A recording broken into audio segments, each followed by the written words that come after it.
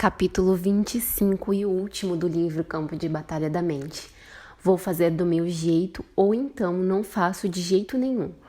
Para que pusessem em Deus a sua confiança e não se esquecessem dos feitos de Deus, mas lhe observassem os mandamentos, e que não fossem como seus pais, geração obstinada e rebelde, geração de coração inconstante, que não preparou seu coração para conhecer a Deus e cujo espírito não foi firme nem fiel a Deus. Salmo 78, versículos 7 e 8. Os israelitas demonstraram muita teimosia e rebeldia durante seus anos de deserto. Foi precisamente isso que os levou a morrer lá. Eles simplesmente não faziam o que Deus lhes dizia para fazer. Clamavam a Deus para tirá-los do problema quando se metiam em confusão. Eles até mesmo respondiam às suas instruções com obediência até que as coisas melhoravam. Então, repetidamente, eles iam imediatamente de volta à rebeldia. Esse mesmo ciclo é repetido e registrado tantas vezes no Velho Testamento que é quase inacreditável. Mesmo assim, se não andarmos em sabedoria, gastaremos nossa vida fazendo a mesma coisa. Suponho que alguns de nós somos simplesmente por natureza um pouco mais teimosos e rebeldes do que os outros. E então, claro, devemos refletir sobre as nossas raízes e como começamos nossa vida, porque isso nos afeta. Nasci com uma personalidade forte e provavelmente teria gasto muitos anos da minha vida tentando fazer as coisas do meu jeito, a despeito de tudo. Mas os anos que passei sendo abusada e controlada, somados a uma personalidade já forte, combinaram-se para desenvolver em mim a mentalidade de que ninguém iria me dizer o que fazer. Obviamente, Deus teve de tratar essa atitude errada antes que Ele pudesse me usar. O Senhor exige que aprendamos a abrir mão da nossa vontade e sejamos flexíveis e moldáveis em suas mãos. Enquanto formos teimosos e rebeldes, Ele não pode nos usar. Descrevo o teimoso como obstinado, difícil de tratar ou trabalhar, e rebelde, como resistente ao controle, resistente à correção, ingovernável, que se recusa a seguir normas comuns. Ambas essas definições me descrevem como eu era. O abuso que sofri na minha infância causou muitas atitudes desequilibradas em relação à autoridade, mas, como disse neste livro, eu não poderia permitir que meu passado se tornasse uma desculpa para continuar presa na rebelião ou em qualquer outra coisa. A vida vitoriosa exige obediência pronta e escrupulosa ao Senhor. Crescemos em nossa habilidade e desejo de deixar a nossa vontade de lado e fazer a dele. É vital que continuemos a fazer progresso nessa área. Não é suficiente atingir um platô e pensar, cheguei tão longe quanto queria. Devemos ser obedientes em tudo, sem reter nada, nem manter quaisquer portas em nossa vida fechadas ao Senhor. Nós todos temos essas áreas certas em que persistimos tanto quanto possível, mas exorto-o a lembrar-se de que um pouco de fermento leveda toda a massa. 1 Coríntios 5, versículo 6.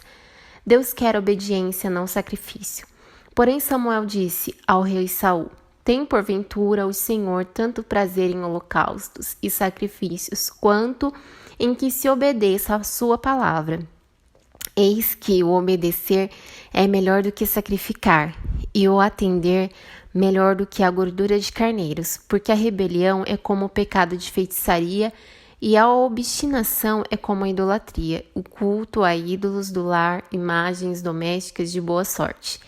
Visto que rejeitaste a palavra do Senhor, ele também te rejeitou a ti, para que não sejas rei. 1 Samuel, capítulo 15, versículo 22 e 23. Um exame de vida de Samuel nos mostra vividamente que ele foi dada uma oportunidade de ser rei. Ele não manteve a posição por muito tempo por causa da teimosia e rebeldia. Ele tinha suas próprias ideias sobre as coisas. Certa vez, quando o profeta Samuel estava corrigindo Saul, por não fazer o que havia sido instruído a fazer, a resposta de Saul foi: eu achei que. Ele então continuou expressando a sua ideia de como ele pensava que as coisas deveriam ser feitas. 1 Samuel 10, versículos 6 ao 8, capítulo 13, versículo 8 ao 14. A resposta de Samuel ao rei Saul foi que Deus desejava obediência e não sacrifício. Frequentemente não queremos fazer o que Deus pede, e então tentamos fazer alguma coisa para compensar a nossa desobediência. Quantos filhos de Deus deixam de reinar como reis na vida? Por causa da sua teimosia e rebeldia?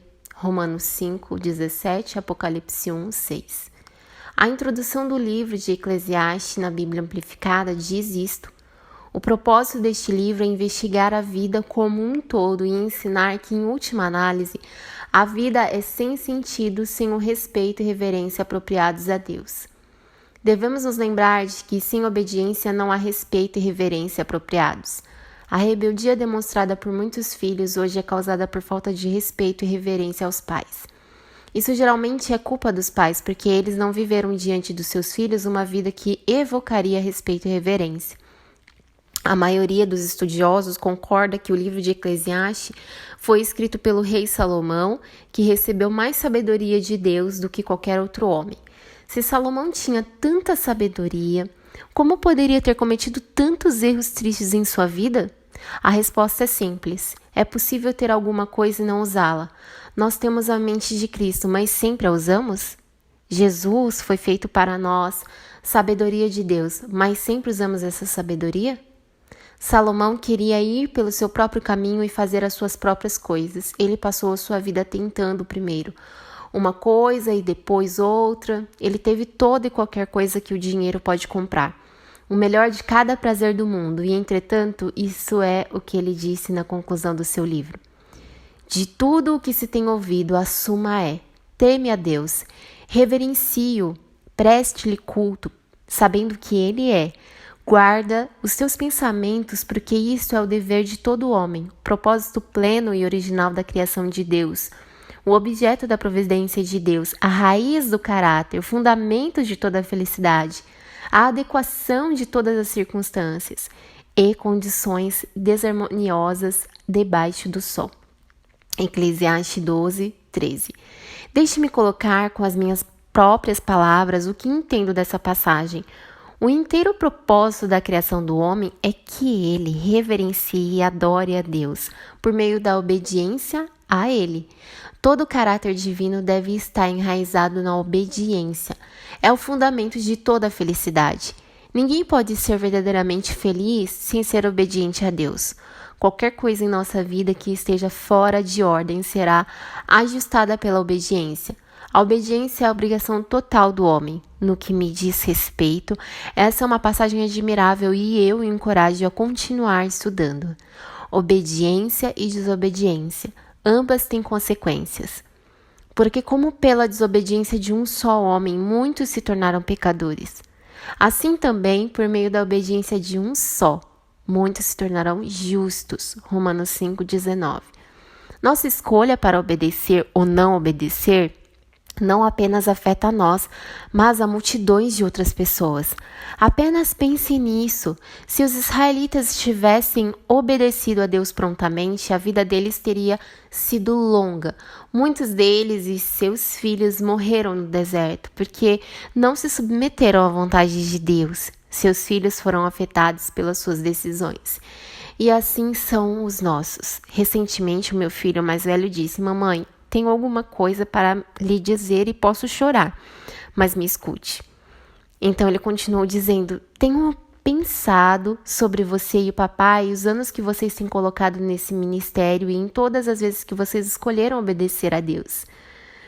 E como nem sempre foi fácil para vocês. Percebo, mamãe, que você e o papai passaram por coisas que ninguém sabe. E quero que você saiba que essa manhã Deus me fez consciente de que estou sendo beneficiado com a obediência de vocês e agradeço-lhes por isso." O que ele disse significou muito para mim e lembrou-me de Romanos 5:19. Sua decisão de obedecer a Deus afeta outras pessoas e quando você decide desobedecer, isso também afeta os outros. Você pode desobedecer a Deus e escolher permanecer no deserto. Mas, por favor, tenha em mente que se você agora tem ou terá filhos e sua decisão os manterá no deserto com você. Eles conseguirão sair quando crescerem, mas posso assegurar-lhe que eles pagarão um preço por sua desobediência. Sua vida poderia estar em melhores condições se alguém em seu passado tivesse obedecido a Deus. A obediência é uma coisa de longo alcance, ela fecha os portões do inferno e abre as janelas do céu. E eu poderia escrever um livro inteiro sobre obediência, mas por agora simplesmente quero chamar a atenção para o fato de que uma vida de desobediência é fruto de pensamento errado. Traga todo o pensamento cativo a Cristo, porque as armas da nossa milícia não são carnais, armas de carne e sangue, e sim poderosas em Deus para demolir e destruir fortalezas, anulando nós sofismas, teorias e questionamentos e toda altivez e coisa grandiosa que se levante contra o verdadeiro conhecimento de Deus, e levando cativo todo pensamento e propósito à obediência de Cristo, o Messias ungido, 2 Coríntios 10, versículo 4 e 5. São os nossos pensamentos que muito frequentemente nos colocam em problemas.